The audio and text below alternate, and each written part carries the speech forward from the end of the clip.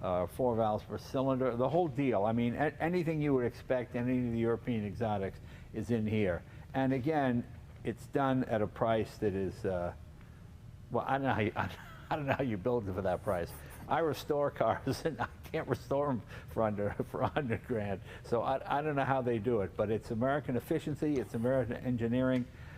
You know, this is what I love about GM now. It's all engineers. You know, in the old days, Jay, this is Bob. He came over from Maytag. Hey, Bob, how you doing? That's right. I was in the washer dryer division. Oh, well, now I'm going to be in all that. No, those days are all gone. Everybody from the top, Mary Bear, everybody is an engineer.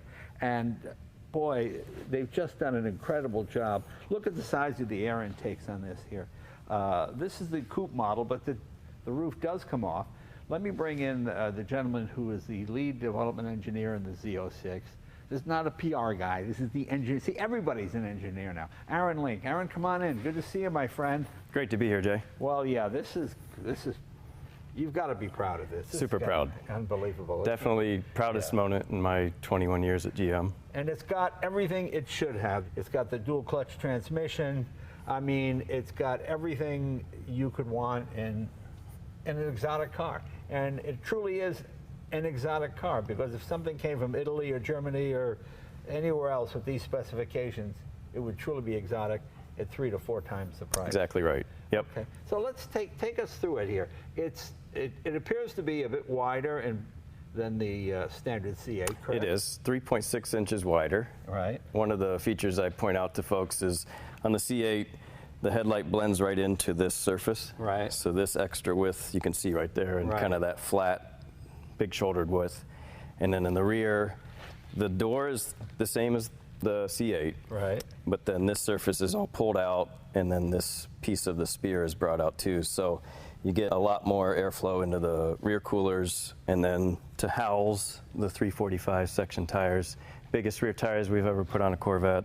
Yeah, those are huge. Yeah. Yeah. And for the first time, I believe, in Corvette history, a bespoke engine, right? Exactly an engine right. built only for Corvette. I mean, up to this point, they shared, well, from the 265 to 283, 327, 350, it was the same engine in Camaro and everybody else. Right. This is an engine built only for this car. It is. Yeah, when this car was dreamt up many years ago, the idea was this architecture befits having this exotic LT6 engine, which we've never done before, right? A flat plane crankshaft, and it's kind of the nirvana of a mid-engine car to us, of a high revving V8 with a mid-engine setup where you can take advantage of the traction, have a really light front end, you know, immediate steering responses. Well, a high revving V8 used to be 6,400 RPM. Right. Now it's what, 86? 8,600 redline. Wow. One fun fact is our average RPM on a road course or aggressive driving, let's say, usually ends up about 6,700 RPM. Wow. So we're even higher than the peak of most small blocks. Yeah, and this is an engine meant to run at high rev. You know, most American engines just Shocked people. Well, I love the corporate commitment to it, because it used to be in the old days, no, you can't do that for Corvette. You can't get that. You know, they've been talking since Duntoff's, talking about mid-engine since the 50s. And no. And the fact that they're not happy with just beefing up the old V8. Right. It's a brand new one-off engine made only for this car. Exactly right. Yeah, this was not taking a small block and fitting up the equipment to make it rev high. This was completely ground up, you know, blank sheet of paper engine. But it's 5.5 liter, which I think, what did we say? 335 cubic inches, basically. So it's kind of like a 327, a little bit of stroke in it, maybe. Right. Yeah, from back in the day with the C2 version of this car, right? Because the Corvette guys, you always got to talk in cubic inches. Liters, they go, what? What are you talking about? Right. Liter? Right. Yeah. Boy, it's just amazing. It just looks much more aggressive, doesn't it? It does. And the top comes off just like the standard.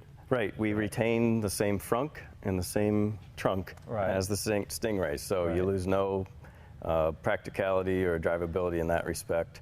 Same top system, integrated all with this engine. I like this better than the convertible because I like to be able to see the engine.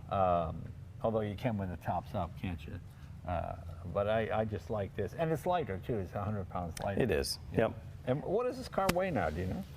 We have a weight on this model of about 3,400 and Oh, that's pretty good. dry weight is Yeah, what we've been saying.